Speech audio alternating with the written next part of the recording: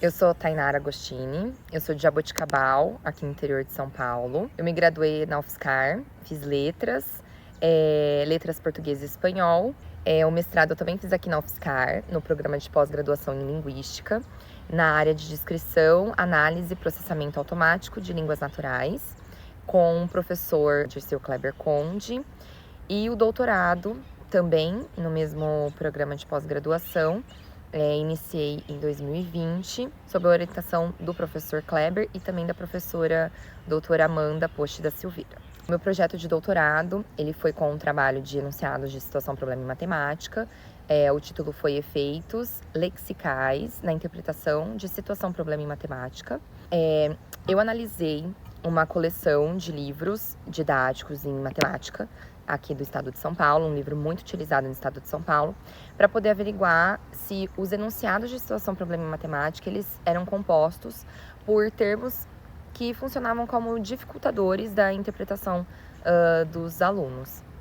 E eu comecei essa pesquisa durante o mestrado, então eu já sabia que o léxico ele é muito importante nessa interpretação, e isso fez com que no doutorado eu aprofundasse essa questão.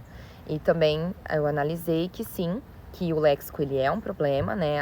E principalmente a frequência com que os alunos se deparam com palavras que não são tão familiares à faixa etária deles. Nós achamos importante trabalhar com esse tema porque, infelizmente, o Brasil ele se encontra atualmente numa posição muito baixa no ranking de interpretação quando você avalia exames como o PISA, que é um exame internacional que avalia a leitura e a matemática de diversos países, não só leitura e matemática, mas pra gente era o foco. E a gente ficou assim bem curioso e também achou um pouco problemático, né, o Brasil se encaixar nessa posição.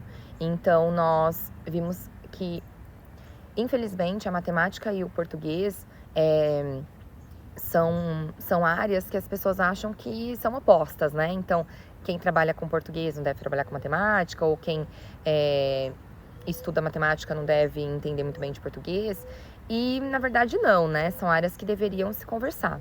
E, infelizmente, nesse trabalho, né, durante todos esses anos que eu trabalhei com essa temática, que foi no mestrado e no doutorado, a gente viu que são pouquíssimos trabalhos que focam nessa questão, que desenvolvem pesquisas nessa área, e infelizmente isso faz com que inclusive os próprios profissionais da matemática não saibam que a linguagem pode ser um problema.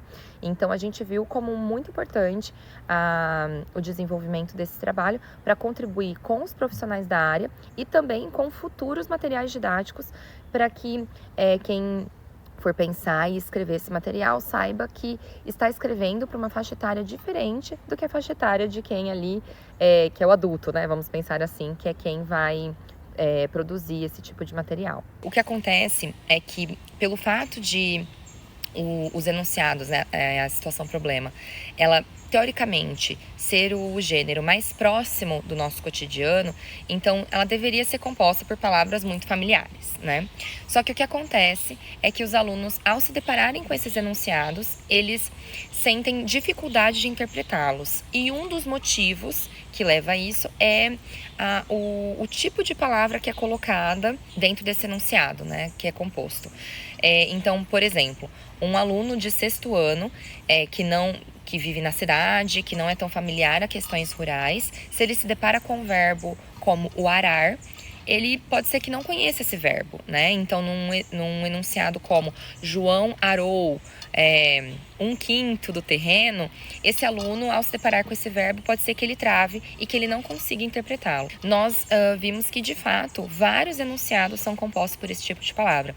Então, palavras como montante, palavras como capital, como o próprio verbo arar, palavras como odômetro, escalímetro, que são palavras que até mesmo nós adultos às vezes não conhecemos. Então imagine, né, uma criança no caso eu trabalhei com ensino fundamental 2, de 6º a 9º ano, então nós estamos falando de um público de 10 a 15 anos mais ou menos, né, que não são familiares com esse tipo de léxico.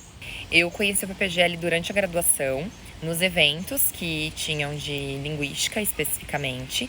Então, na Jornada de Letras, que na época acontecia junto com o SPLIN, que é o seminário da pós-graduação em linguística. Então, isso já fez com que eu soubesse que, caso eu quisesse continuar na carreira acadêmica pós-graduação, eu teria aqui um programa de excelência para dar continuidade. E outro ponto também, quando eu estava finalizando minha graduação, fez com que eu escolhesse continuar aqui na UFSCar, foi pelo fato de o professor Kleber ele trabalhar com enunciados matemáticos. Ele já tinha essa ideia de desenvolvimento de trabalho, então isso fez, eu fiquei super curiosa, então isso fez com que eu também desse continuidade aqui com o professor Kleber. Eu super indico o PPGL para os meus colegas aí da área de linguística, porque, primeiro, que ele é composto por professores excelentes e eu sinto que é um departamento acolhedor. Então, os professores aqui são extremamente compreensivos em relação a como que é a situação, inclusive atual da nossa educação, da pesquisa aqui no Brasil, a questão de bolsa e tudo mais. Tem vários projetos aqui na UFSCar. Eu gosto muito daqui da UFSCar pelo fato de você conseguir ter acesso também a disciplinas de outros departamentos. Isso é muito bom. E também ser uma faculdade que, pelo fato de existirem áreas muito diversas, você consegue ter também acesso muito mais facilmente a outra área. Então, eu acho isso incrível. Por isso que, se tiver alguém que tenha vontade de vir para cá e que tenha gostado de algum professor, de alguma área de desenvolvimento, com certeza será muito bem-vindo.